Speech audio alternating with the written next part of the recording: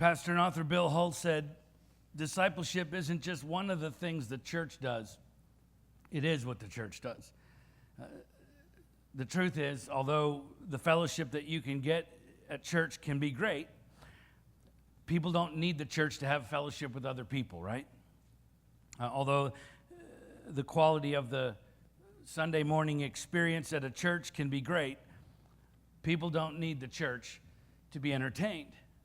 And although there are events at churches that certainly can be wonderful, people don't need the church for great events. The fact is, as good as all of that can be, maybe at some churches, all of that can be had in the world as good or better than it could ever be had in the church. At the end of the day, there's only one thing that the church can offer people that cannot be found anywhere else. And that's the gospel of Jesus Christ. That is the one commodity we have that no one else has. It's the one distinction that sets us apart from everyone else. It's why Jesus didn't say, go therefore and create safe, comfortable spaces for all the nations. He didn't say, go therefore and entertain all the nations. He didn't say, go therefore and put on great events for all the nations. No, he said, go therefore and make disciples of all nations. Because the only thing that we have to offer people that cannot be had anywhere else is the gospel. Which means making disciples is actually our only job. Right? It's not only profoundly important that we understand that, but it is equally important that we understand what the making of a disciple actually looks like. Because for a long time, at least in the modern era of the church, certainly in my lifetime, much of the church, I think, has mistaken discipleship for evangelism, as if those two things are one and the same, but they're not. Of course, you cannot have discipleship without evangelism, but again, Jesus didn't say, go therefore and make converts of all nations. He said, make disciples of all nations, which is one of the reasons we don't see the church in the New Testament treating evangelism the way that we typically do in our churches today, where we will learn a new program or a new method of presenting the gospel, and then we go out and we try to use those methods or evangelism programs to try and lead people to Christ, which, by the way, isn't necessarily wrong, but it would probably be completely unnecessary if disciples lived today the way they did back then. Because the disciples' lives in the first century were so starkly in contrast with popular culture that they didn't have to go looking for converts. They simply lived like Jesus, which was a radical departure from the way anyone else was living at the time. And as a result, the Lord added to their number day by day those who were being saved, Acts 2:47. Because the people who had grown weary of this world and what it had to offer them, they saw these disciples of Jesus empty of self and yet full of joy, while living such radically different lives than what they could find anywhere else in the world. And it attracted people to the gospel en masse. And so they just kept doing it. They just kept planting churches, and everywhere they planted a church, the disciples in that new church acted like Jesus, and the result was more and more and more people being attracted to it, and it spread like wildfire. Again, not just evangelism, but true discipleship, which is what Jesus modeled for us in his own life, where he didn't just call people to faith in him, to conversion. He called people to follow him, which is discipleship. It's this ongoing, lifelong process of following Jesus day by day, which is a radical and radically different way to live your life than you could find anywhere else. Eugene Peterson calls it a long obedience in the same direction. And so you understand, disciples aren't just believers, they're followers, right? Jesus didn't say to his disciples, come believe in me, right? Or come repeat this prayer after me. No, he said over and over and over again, come follow me. In other words, come be my disciples. And then after learning how to be disciples, he called them to go and make disciples. And hence the church was born. And so it's all about making disciples. It always has been, and as long as we're on this earth, it always will be. And look, the most effective way you will ever make disciples of Jesus Christ is simply by being one. Right? You can tell people what you believe in all day long, and you should. But until they see you living it out in your own life, they won't care what you believe in. That's why only disciples can make disciples. And the good news is, that's our only job. You know, I can almost picture Jesus looking down on his church sometimes from heaven with everything we try so hard to do and be for this world around us, things that he never called us to do or to be. I can almost picture him looking down and saying, you had one job. Right? Stop trying to do everything you were never meant to do and just go and make disciples. That's your only job. Which means, of course, the big question for every disciple of Christ today is, are you making disciples of Christ? Because if you're not, then you're not serving Christ. And listen, the remedy is not a new evangelism program.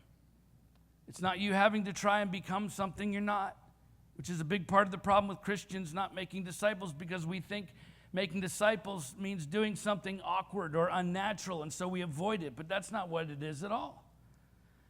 Making disciples requires a lot of courage and a lot of commitment, because you have to live in such a way that people will very naturally either gravitate toward you or run away from you as fast as they can.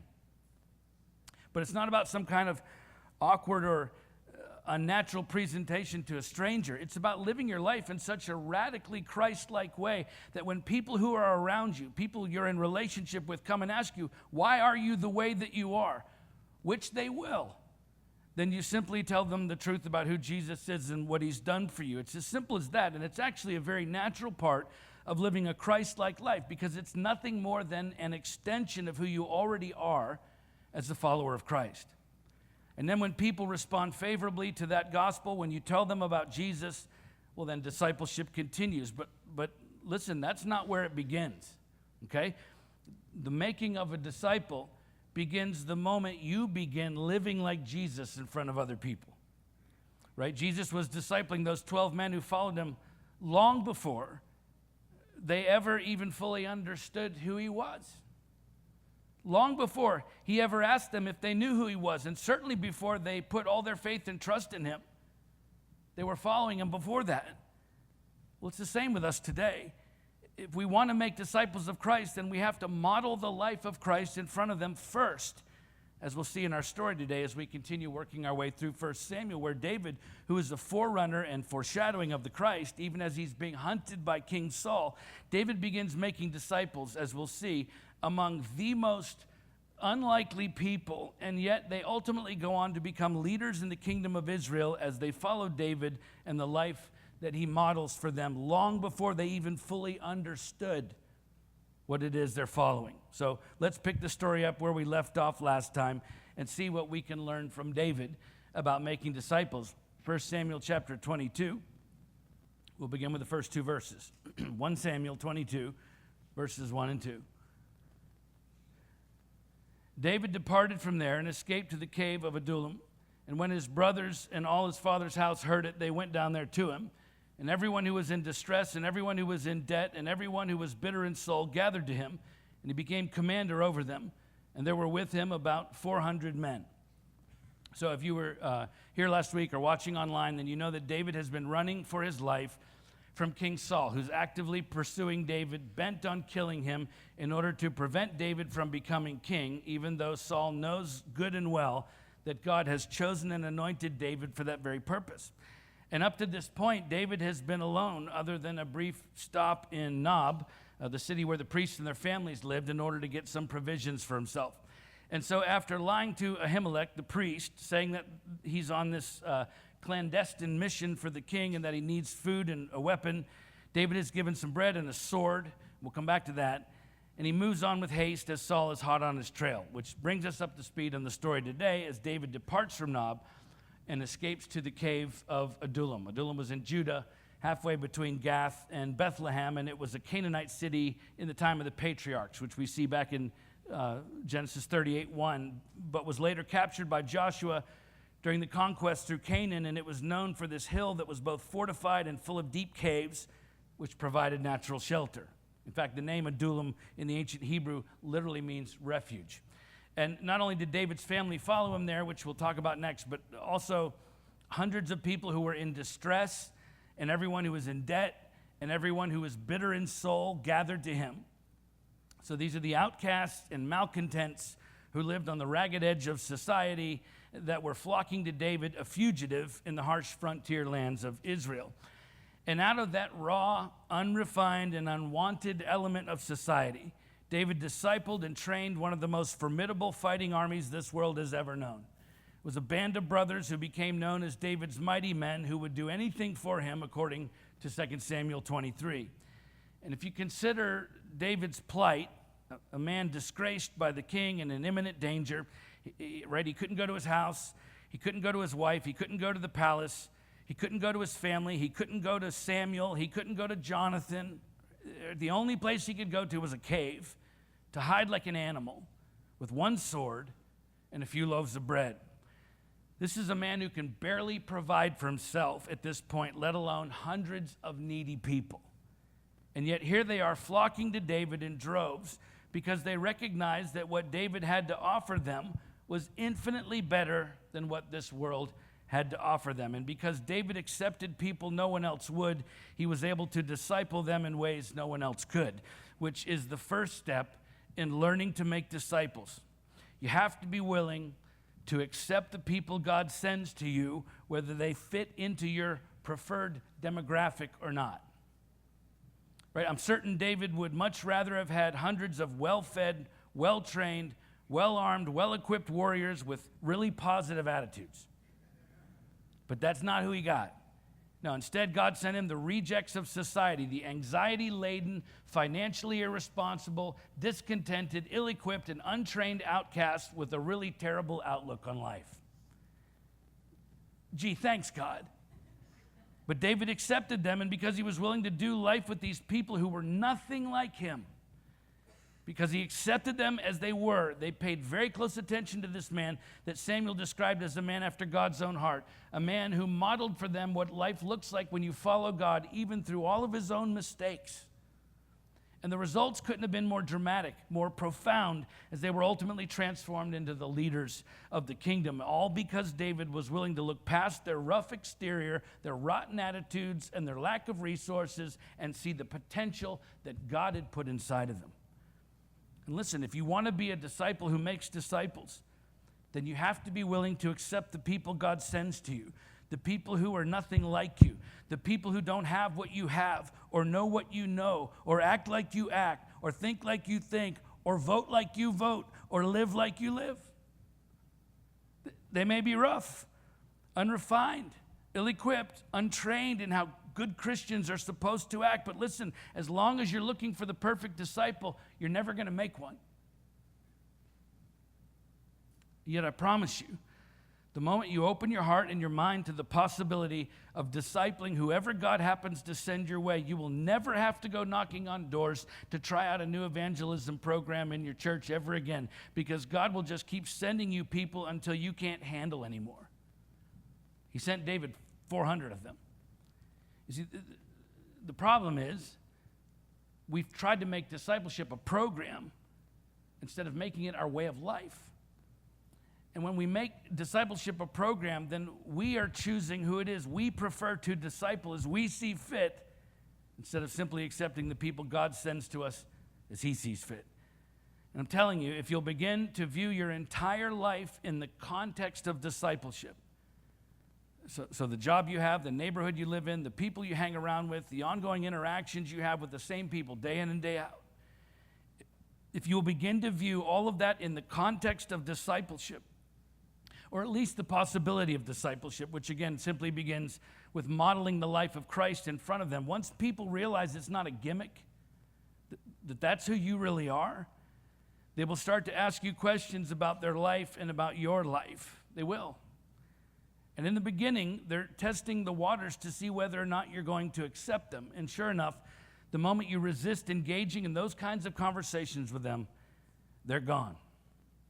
They may still hang around, but you've lost your opportunity that God has given you to disciple them. And yet, as soon as you accept them into your life, as soon as you make room in your life for the people God sends you, whether or not they're the people you would have chosen, then you will witness the making of a disciple right before your eyes, and I guarantee you, you'll never be the same again.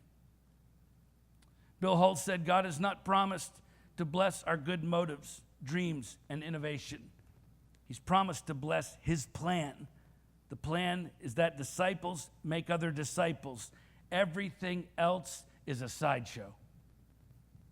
Let's keep reading verses 3 through 5.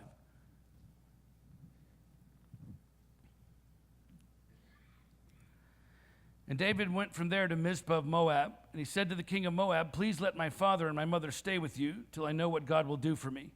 And he left them with the king of Moab, and they stayed with him all the time that David was in the stronghold. Then the prophet Gad said to David, "Do not remain in the stronghold, depart and go into the land of Judah." So David departed, and he went into the forest of Hereth. So eventually David leaves the cave and travels to Moab because his family, his brothers, and all his father's house have left their homes in Bethlehem to join David. Not because they can't wait to spend time with David, but because out of Saul's insatiable hatred for David, David's entire family's in danger of violent reprisals by Saul. And so they leave their home to join David. And of course, David realizes after some time living in a cave in the wilderness that his aging parents aren't going to survive there long term. And so he leads the congregation of people, including his family, to Moab. These are the sworn bitter enemies of Israel.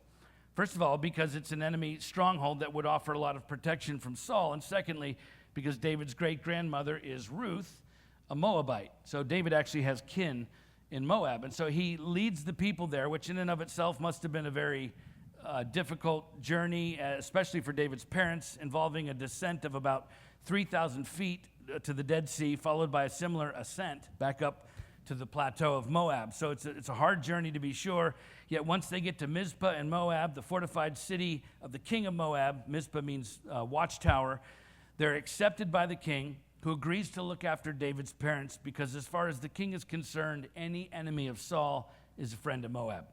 And it was working out great for everyone involved until the prophet Gad, one of the 400 who came to David in the wilderness, tells David that he must depart back to the wilderness of Judah because the Torah clearly prohibited the establishment of friendly treaties with Moabites. It's spelled out in Deuteronomy 23, 2 through 6. And so it was good while it lasted, right? But now it's time to go. And so David leads the people back to Judah to the forest of Hereth. It's a known hideout for fugitives west of the Dead Sea, which again is anything but ideal when it comes to caring for these people.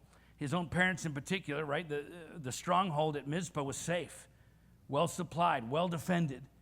Now David's right back in the wilderness trying to scratch out an existence while caring for hundreds of people and his own family. And yet that's the whole point. David could have easily said to the people who were with him, who were not already, they were already not faithful to King Saul or Israel at this point, he could have easily left them in Moab. I mean, that's his golden opportunity to finally be rid of all these people who are most certainly pulling on him, on his ability to even care for himself. But he didn't get rid of them. And he didn't abandon them. Because David understood that the Lord had sent him these people, and they were therefore his responsibility to look after and disciple. You see, David took responsibility for people no one else would, which is the next step in the making of a disciple. Because look, it's one thing to accept someone for who they are, to listen to them and allow them access to your life. It's another thing altogether to take responsibility for their well-being, spiritually and otherwise. And I'm sure there must have been moments where David thought, now, I not only have myself to look after, but I have all these needy people to look after too, especially after having to leave behind his life in the royal palace, a life leading Saul's army, a life of privilege and plenty, to now caring for the fringe of society while barely being able to take care of himself. And of course, Jesus left his throne in heaven to come down here and care for the fringe of society, the outcasts, the people no one else was willing to care for. And he expects no less from us, his church, because that's what it means to make a disciple. You take responsibility for the spiritual and, listen, sometimes the physical welfare of that other person. And if you're thinking right now that's going to take a ton of personal sacrifice, well, you're starting to get the picture, because it will. We often think of the 12 disciples of Jesus as these poor, beleaguered fishermen just struggling to get by in their impoverished state, who were happy to drop what they were doing and follow Jesus in the hopes of finding a better life.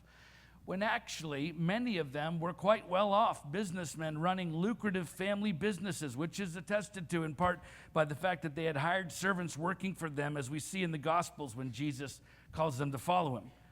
And listen, when Jesus called them, these wealthy men dropped those businesses, abandoned their income, their wealth, their security, their comfort, right, their way of life, and they followed him.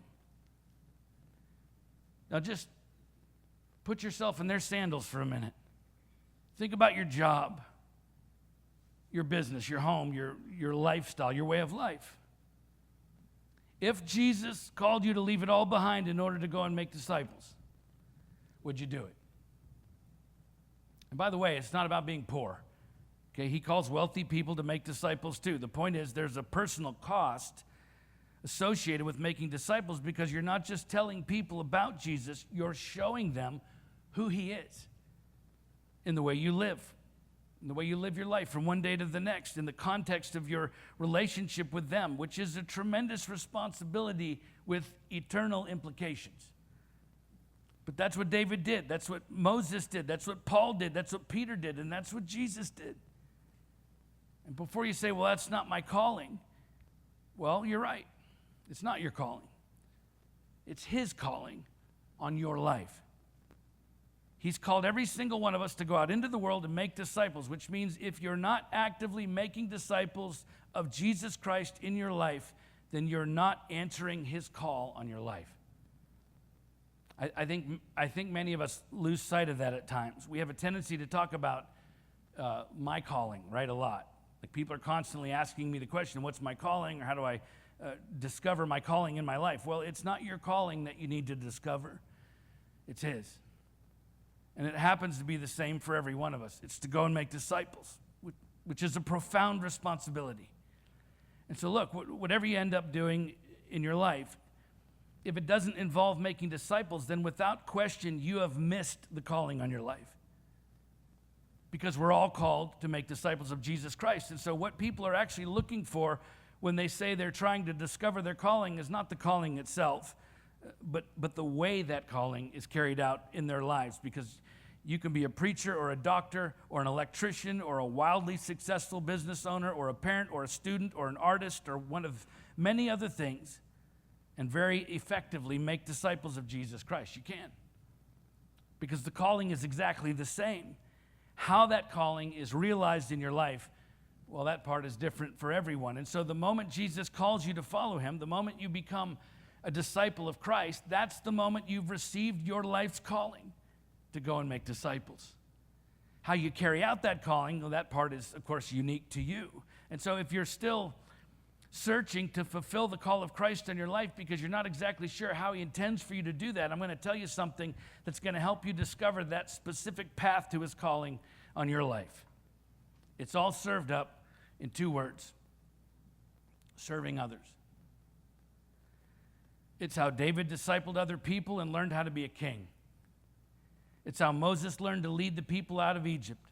It's how Paul learned to plant churches. It's how Peter learned to lead Gentiles to Christ. And it's how Jesus chose to express himself as the King of all kings by serving other people. And guess what? It's the only way the call of Christ will ever be fulfilled in your life. By serving others as you take responsibility for their welfare, spiritual and otherwise, because the calling is not about you serving you. It's about you serving Jesus Christ and his church, his people. And look, that's what disciples of Christ are supposed to be known for. We should be famous for the way we serve other people. And I'll just tell you, that requires a lot of maturity and patience and commitment and courage and sometimes sacrifice. Because sometimes the people you serve won't like or appreciate the way you serve them. Sometimes they push back against discipleship, against you. Just like you and I sometimes do with God. But that's what the making of a disciple looks like. Just look at Jesus and his disciples. I mean, look how messy it was at times. But Jesus just kept serving them because discipling them is what he came here to do. And he just kept doing it until they got it. And then he sent them out when they were ready to make more disciples. Actually, they weren't all that ready. But he sent them out to do it anyway. So if you're serious about wanting to fulfill the call of Christ on your life and you have yet to discover specifically how you're supposed to do that, then go ahead and take on the responsibility of serving God's people, and I guarantee you, you will find your purpose, and you will begin to make disciples, and you will never want your life to go back the way it was before, ever again. Pastor and author Kevin DeYoung once said, "The one indispensable requirement for producing godly, mature Christians is godly, mature Christians." Let's keep reading, verses 6 through 19.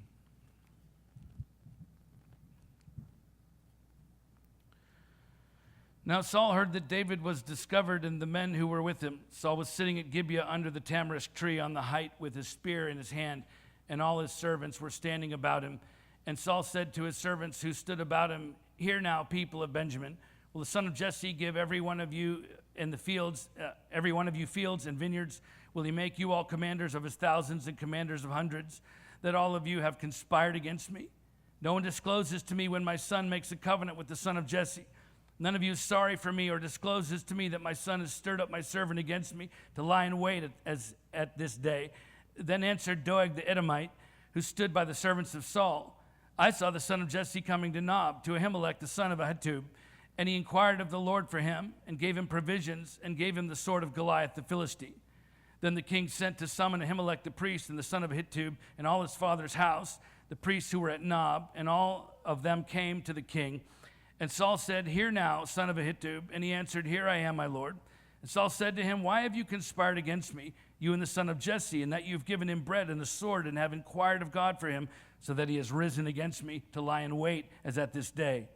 Then Ahimelech answered the king, "And who among all your servants is so faithful as David, who is the king's son-in-law and captain over your bodyguard, and honored you in your house?" Probably not the best thing to say in that moment. "Is today the first time that I have inquired of God for him? No, let not the king impute anything to his servant or to all the house of my father, for your servant has known nothing of all this, much or little." And the king said, "You shall surely die, Ahimelech, you and all your father's house." And the king said to the guard who stood about him, "Turn and kill the priests of the Lord, because their hand also is with David." And they knew that he fled and did not disclose it to me. But the servants of the king would not put out their hand to strike the priests of the Lord. Then the king said to Doeg, "You turn and strike the priests." And Doeg the Edomite turned and struck down the priests. And he killed on that day 85 persons who wore the linen ephod. And Nob, the city of the priest, he put to the sword, both man and woman, child and infant, ox, donkey, and sheep he put to the sword. Breathtaking. This is the fallout from David's deception of Ahimelech from the last chapter, which, if you were here, we went over in depth last week, so I won't go over all that part of the story again now, other than to say that David's behavior in the last chapter plays a significant role in the tragedy that follows, which, by the way, David recognizes and admits to as much, as we'll see. And so Saul is holding court, conducting royal business outdoors in what was a time-honored tradition at a prominent location, a hilltop under a tamarisk tree, which was associated with the worship of Yahweh, and with his spear in hand, all of which was meant to convey the sense of authority and dignity when conducting royal affairs at any location outside of the royal court. In other words, the king's pursuit of David is not a hobby for Saul or a side gig in his spare time. Now, killing David has become the official business of the government and priority number one for Saul, as we see here as he launches into an official complaint, an official accusation against his own staff. "Hear now, people of Benjamin. Will the son of Jesse give every one of you fields and vineyards? Will he make you all commanders of thousands and commanders of hundreds, that all of you have conspired against me? No one discloses to me when my son makes a covenant with the son of Jesse. None of you is sorry for me to discloses to me that my son has stirred up my servant against me to lie in wait as at this day." And although it sounds like Saul is whining here to us, what he's saying is actually true. Because the one thing the king wants accomplished more than anything else in the world is the very thing his own staff is working against him on. They make no attempt to keep him informed about what's happening with David, and they refuse at points along the way, as we've seen here, to even follow Saul's orders. And so as Saul accuses them of working against him, their silence speaks volumes. And that's where Doeg, the prisoner of war that we were introduced to last week, comes in, because he has nothing to gain by protecting David, but potentially a lot to gain by satisfying Saul. And so he inserts himself into the conversation, which would normally never be his place. And he tells Saul part of what happened between David and the priest Ahimelech in the last chapter. I saw the son of Jesse coming to Nob, to Ahimelech the son of Etub, and he inquired of the Lord for him and gave him provisions and gave him the sword of the Goliath the Philistine. In other words, he tells Saul that Ahimelech helped David by giving him food and a weapon, but he conveniently leaves out the part where Ahimelech was literally trembling when David showed up, and that he peppered David with questions about why he was there alone and the fact that David lied about all of that and more. I mean, it would have been abundantly clear to anyone watching, as Doeg was that day, that Ahimelech was only trying to do what was right by God and by Saul and by David. But of course, Doeg keeps all that to himself. And remember, he was a prisoner of war serving the priesthood against his own will. So as far as Doeg is concerned, this is revenge. And so Saul calls for the priests from Nob, all of them, and he asks Ahimelech, "Why are you conspiring with David against me?" To which Ahimelech replies with the truth: "I've done nothing out of the ordinary, nothing out of character for the priesthood, nothing I shouldn't have done given the information that I had at the time. And by the way, I don't know anything about all the trouble with David you're referring to." And all that was true. And yet there in the formal setting of the royal court, after Ahimelech presents a thoughtful and respectful and reasonable defense against Saul's accusations, Saul holds a trial in which he's the prosecutor, judge, and jury as he declares the entire priesthood led by Ahimelech guilty of a massive conspiracy against him and orders their immediate death. And of course, his own servants refused to carry out the death sentence, so Doeg, the traitor, does it for them. And yet Saul doesn't stop there as he marches into Nob and kills every single man, woman, and child, infant, and animal in the entire city, save one man, the son of Ahimelech, who escapes and runs straight to David. Let's finish the story for today, verse 20 to the end of the chapter. But one of the sons of Ahimelech, the son of Ahitub, named Abiathar, escaped and fled after David. And Abiathar told David that Saul had killed the priests of the Lord. And David said to Abiathar, "I knew on that day when Doeg the Edomite was there that he would surely tell Saul, I have occasioned the death of all the persons of your father's house." You hear what David's saying? "I have occasioned the death of all the persons of your father's house. Stay with me, do not be afraid, for he who seeks my life seeks your life. With me you shall be in safekeeping." So one man, one of the sons of the priest, escapes the slaughter, rescues the ephod, the priestly garment, which we learn in chapter 23, and runs to David's encampment in the forest of Hereth and tells David what happened. And you want to talk about a heavy moment. As David hears from an eyewitness and the son of the priest that the entire priesthood and all their families and homes were just completely wiped out, all because Ahimelech gave David some bread and a sword. Bread and a sword that David deceived Ahimelech into giving him. And look, David, he could have easily sidestepped his part in all of this because Ahimelech was dead, along with everyone else. There was no one left who was there to talk about what happened that day except Doeg, who Abiathar had no access to. So he runs to David to tell David about the fact that everyone he loves and cares about has just been brutally murdered. And David, who could have made any number of excuses for what had happened, instead, he takes full responsibility for what just happened. "I have occasioned the death of all the persons of your father's house." I mean, what a powerful moment of honesty and agony and forgiveness that must have been shared between these two men, because in that moment, a friendship began that lasted throughout David's entire reign over Israel, where each of these men were mutually discipled by the other as David was king and Abiathar served as priest. But look, make no mistake about it, that relationship would never have happened had David not admitted his fault in the slaughter of Abiathar's family and friends. That's the thing about David. He could mess up as good as anybody. But every time it was pointed out to him, he owned it. He admitted his faults, he took responsibility for the consequences, and because of that honesty and willingness to admit his own faults, he was able to continue to have meaningful influence in so many people's lives. The fact is, David admitted his faults in ways that no one else would, and it drew people to him. Not because he was perfect, but because he was honest about his imperfections. And boy, if we couldn't use a dose of this in the body of Christ today. Because listen, the fact that we're all broken people is not the problem. The problem is we don't want to admit that we're broken. We don't want to admit that sometimes we get it wrong, and sometimes when we get it wrong, we hurt other people in the process. And listen, the fastest way to drive people away from you is to convince yourself that you're always right. And then you'll never disciple anyone. David could have said to Abiathar, well, that wasn't my fault. Your dad should have made sure old Doeg wasn't around first. Or, everyone knows you can't trust Saul. It's all his fault, and your father should have known better.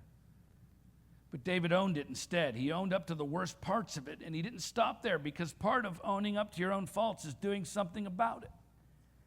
And so after admitting to his part in this tragedy, David immediately addresses the most vulnerable part of Abiathar's life in that moment. Think about it. Abiathar just witnessed his parents and siblings and friends and home and belongings and neighbors being destroyed by Saul, and now he's running for his life. The overwhelming vulnerability for Abiathar in that moment is fear for his own personal safety. So what does David do? Right after admitting his own responsibility for what had happened, he says to Abiathar, stay with me. Do not be afraid, for he who seeks my life seeks your life. With me you shall be in safekeeping. David not only accepts responsibility for his own mistakes, but he does something about it. He directly addresses the need that he created in Abiathar's life. He accepts responsibility for him. And I'm telling you, if we as disciples of Christ will learn to admit our faults to one another, James 5:16, and then do something about it, namely seek forgiveness from one another and then offer to make it right by tangibly helping the people we've hurt, well, then we'll have all the influence in this world we ever need to make new disciples. Because basically no one does that anymore. Nobody wants to take responsibility for themselves and their own behavior anymore, which we should expect from the world, but not from the church. Look, there's enough pretense and arrogance in this world to go around. We don't need to add to it. And the irony is, people think they'll lose their influence with others by admitting their faults, when actually the opposite is true. It's when we're honest about the fact that sometimes we're wrong, that sometimes we do things that hurt other people, and when you do something to make it right, listen, you will gain more influence in that person's life than you could ever pretending that you're never wrong. Because discipleship requires humility. And if there was ever a time in our lifetime when the world needed a humble, steady, listening church, it is now. Our culture has reached a boiling point. We're living in a moment in time that will be written about in history books, I'm convinced. And so look, if it was up to you to script what will be written and remembered about the church at this critical juncture in history, what would you write? That we yelled the loudest? That we got our point across? That we fought hard against those who disagreed with us? That we got our man in office? Or would you write that the church rose up in the hour of this country's greatest need, and with a steady hand and a humble heart and a quiet spirit, the church did something about it? Would you write that the church hunkered down and survived? Or would you write that the church stood up and spoke up for those who could not stand up or speak up for themselves? Would you write that the church made hollow promises to pray for people in their darkest hour? Or would you write that the church took responsibility for people in their darkest hour? What would you write about the church if it was up to you? And the reason I ask is because it is up to you. Making disciples is up to you. In fact, it's your only job. And it's the only way this world is ever going to change. One disciple of Jesus Christ at a time. Let's pray.